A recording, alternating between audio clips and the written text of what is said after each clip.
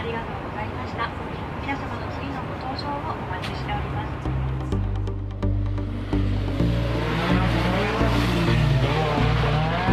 I had been dreaming about the day I could return to Ebisu ever since embarking on an epic road trip with two friends from Osaka to Nihonmatsu in 2007 to experience this amazing festival for ourselves.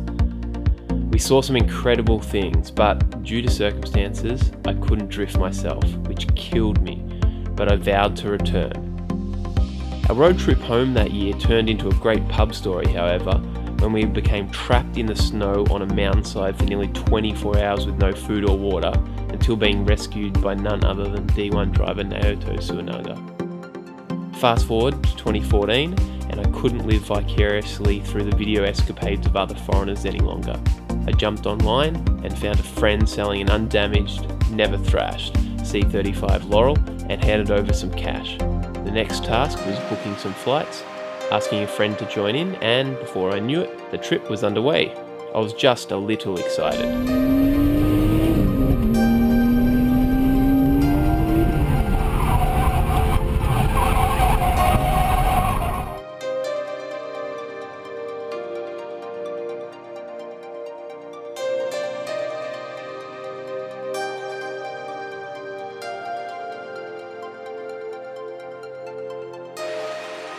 And touchdown.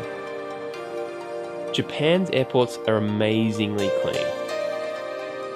Check out that floor. And amazingly efficient. Did I mention clean? Anyway, we were on our way, and our first stop after a bit of travelling was to join the other tourists at the busiest intersection in the world at Shibuya. Even if you weren't coming for the drifting, you won't be disappointed in Japan. There is always an adventure, always something new. Cars with TV screens in the fuel filler caps, hostess bars, magic, more anime and manga toys than you can fathom, sushi trains of course, even trams, funny Japanese English, and if you're lucky, you might catch a protest.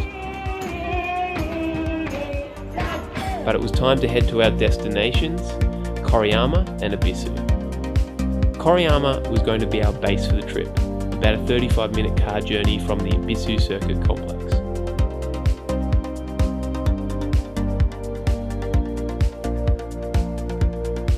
For around $80 Australian, we got a nice little room at a local hotel.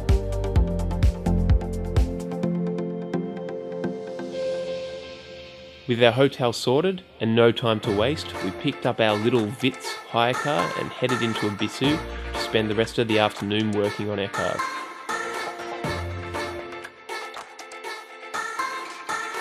Of course, we checked into Up Garage first for what would become a daily ritual of parts runs.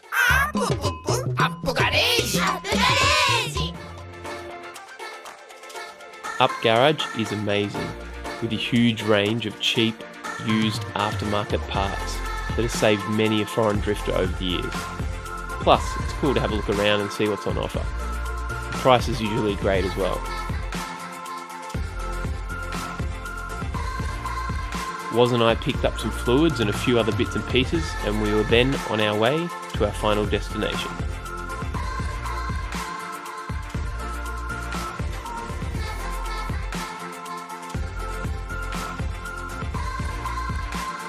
Oh yeah.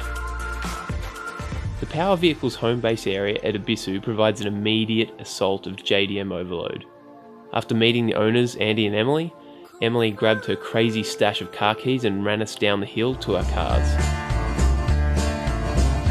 Can you name the truck with four-wheel drive? Smells like a steak and seats 35. Can you narrow? Can you narrow? All the drift cars that live at Ebisu do so at this drift graveyard of sorts, aka the missile farm. Emily has the uncanny knack of remembering keys, so luckily the search for ours wasn't long. This was my car, C35 Nissan Laurel. Given how long the cars are stored between uses, they often need a jump start, with dead batteries common. No problem. It gets flooded. We'll just wait a few seconds. It's alive! It's alive!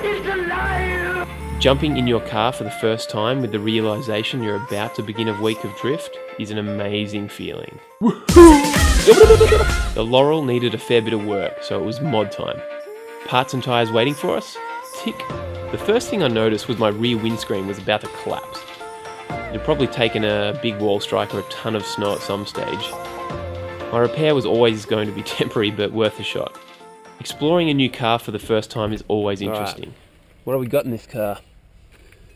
Alright, we've got jack, one jack, two jack, some lights, water bottles, got speakers, yep, that's rear vision mirror, electronic valve controller, HKS, so I don't know if that's a good sign or a bad sign. Some water, that's good. Two cross braces. Small Drift Matsuri entry passes.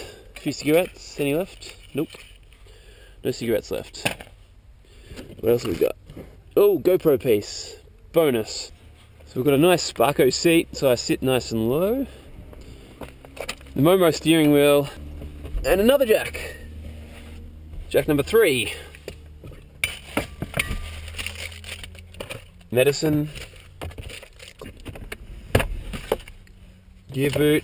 More medicine. Fuck. And some stats.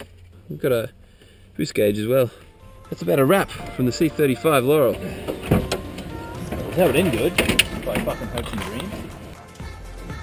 The next job was a new radiator. You could say that Woz never mucks around when it comes to parts installs.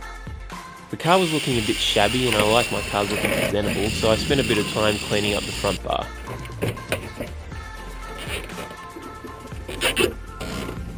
Meanwhile, Woz worked with Ben from Power Vehicles to source and install 2 rear studs that were missing from the rear left.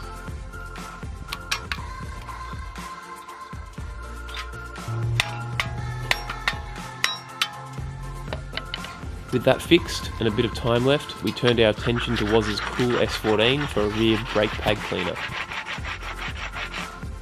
Project Mew. $380. Just rubbing it on the fucking road. The other one burnt black. That's how hot it was from not working. It's surreal when you look around and see the collection of cars that Power Vehicles own, including this Aussie drift ute. Stay tuned for part 2, where we get into the fun.